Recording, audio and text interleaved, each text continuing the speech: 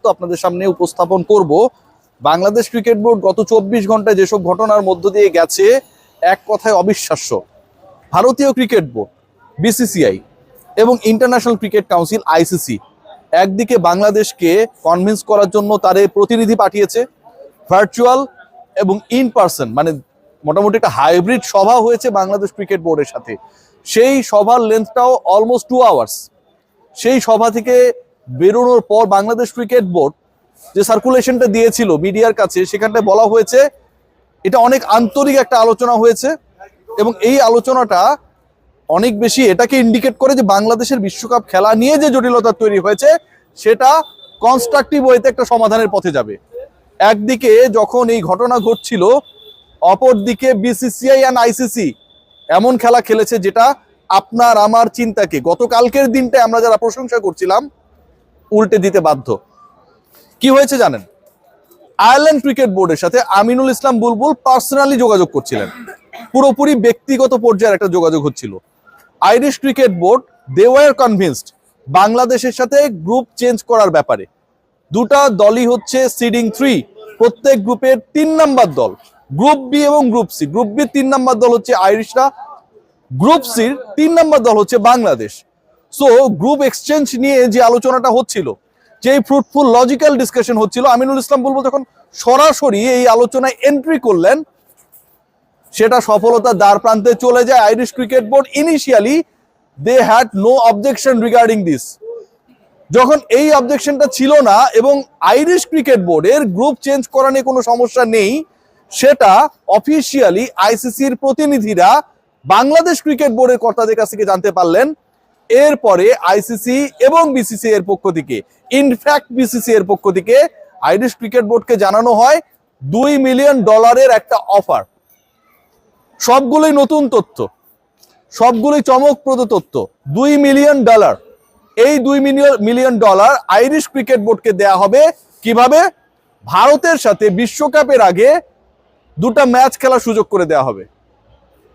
ইন্ডিয়ার সাথে আয়ারল্যান্ড 2টা ম্যাচ খেলবে, টিভি সত্ত্ব, গ্রাউন্ড রাইট, এটা ওটা সবকিছু মিলিয়ে $2 মিলিয়ন একটা প্রস্তাব দেয়া হয় আইরিশ ক্রিকেট বোর্ডকে।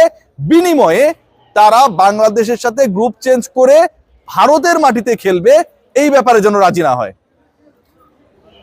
ভয়াবহ ঘটনা ঘটেছে এবং সেই ভয়াবহ ঘটনাটা এমন ভাবে ঘটেছে যে আপনি আপ্যায়ন করছেন, বাসায় ডেকে এনেছেন, পোলাও রোস্ট দিয়েছেন, কিন্তু খাবারের মধ্যে বিষ মিশাই দিচ্ছেন। খাইলেন ঠিকই কিন্তু মইরা গেলেন, জীবনের লাস্ট খাবার। ইন্ডিয়া এবং আইসিসি গতকাল থেকে যে ঘটনাটা ঘটিয়েছে, লোক দেখিয়েছে, যেভাবে আমাদের বুঝিয়েছে, আমরা যেভাবে আশাবাদী হয়েছি, ভেতরে খেলা ছিল অন্যটা।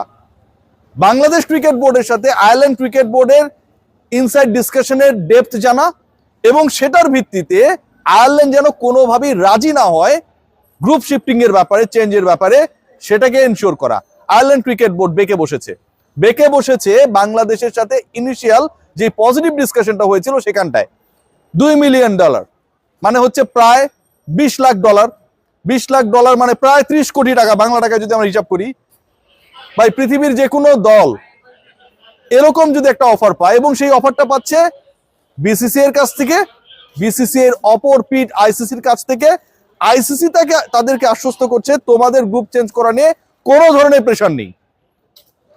আয়ারল্যান্ড ক্রিকেট বোর্ড তারা ডিনাই করেছে বিসিবির কাছে they are not in a way or they are not willing to change the groups, তারা এই ব্যাপারে ইচ্ছুক না। এরপরে খেলাটা অন্যরকম খেলা হয়েছে। আগের খেলাটা আমার কাছে মনে হয় যদি রুলেট হয়, পরেরটা হয়েছে জ্যাকপট।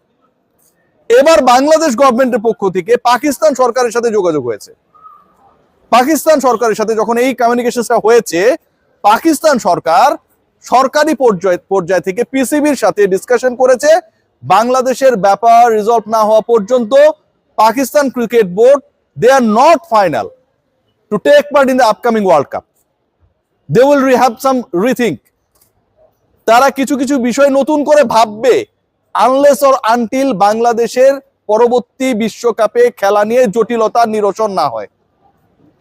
আয়ারল্যান্ডকে নিয়ে খেলেছে ইন্ডিয়া, বাংলাদেশ এবং Pakistan, government to government, BCB to PCB এই খেলাটা হয়েছে।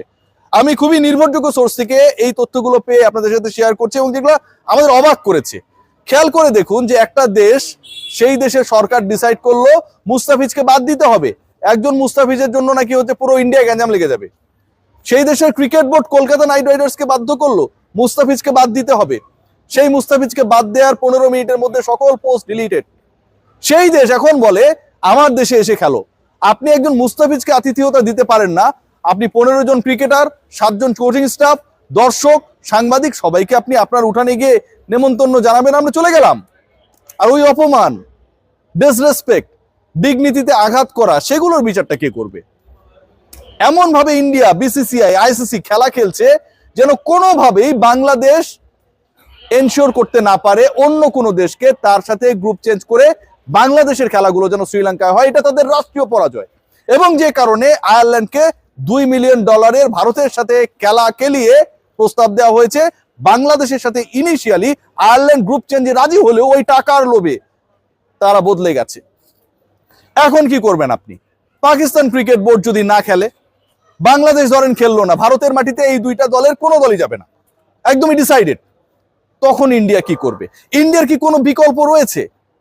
ইন্ডিয়ার কোনো বিকল্প নেই। আপনি বাংলাদেশকে ছাড়া ওয়ার্ল্ড কাপ খেলতে চাইতে পারেন, অথবা বাংলাদেশকে আপনি বাধ্য করতে চাইতে পারেন যে আপনার দেশে গিয়ে খেলবে।